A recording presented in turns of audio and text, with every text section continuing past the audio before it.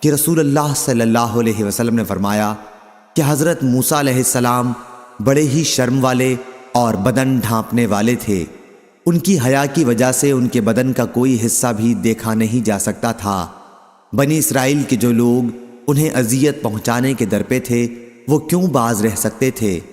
ان لوگوں نے کہنا شروع کیا کہ اس درجہ بدن چھپانے کا اہتمام صرف اس لیے ہے کہ ان کے جسم میں عیب ہے یا کوڑ ہے یا ان کی خصیتین بڑے ہوئے ہیں یا پھر کوئی اور بیماری ہے۔ ادھر اللہ تعالیٰ کو یہ منظور ہوا کہ موسیٰ ان کی حفوات سے پاکی دکھلائے۔ ایک دن حضرت موسیٰ علیہ السلام اکیلے غسل کرنے کے لیے آئے اور ایک پتھر پر اپنے کپڑے اتار کر رکھ دیے، پھر غسل شروع کیا۔ جب فارغ ہوئے تو کپڑے اٹھانے کے لیے بڑھے، لیکن پتھر ان کے کپڑوں سمیت بھاگنے لگا۔ حضرت موسیٰ نے اپنا عصا اٹھایا اور پتھر کے پیچھے دوڑے، یہ کہتے ہوئے کہ پتھر میرا کپڑا دے دے۔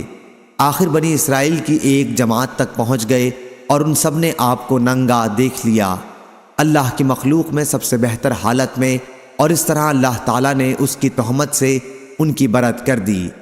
اب پتھر بھی رک گیا اور آپ نے کپڑا اٹھا کر پہنا، پھر پتھر کو اپنے عصا سے مارنے لگے۔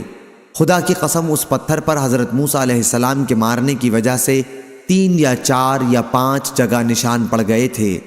اللہ تعالیٰ کے اس فرمان تم ان کی طرح نہ ہو جانا جنہوں نے موسیٰ علیہ السلام کو اذیت دی تھی، پھر ان کی تہمت سے اللہ تعالیٰ نے انہیں بری قرار دیا، اور وہ اللہ کی بارگاہ میں بڑی شان والے اور عزت والے تھے۔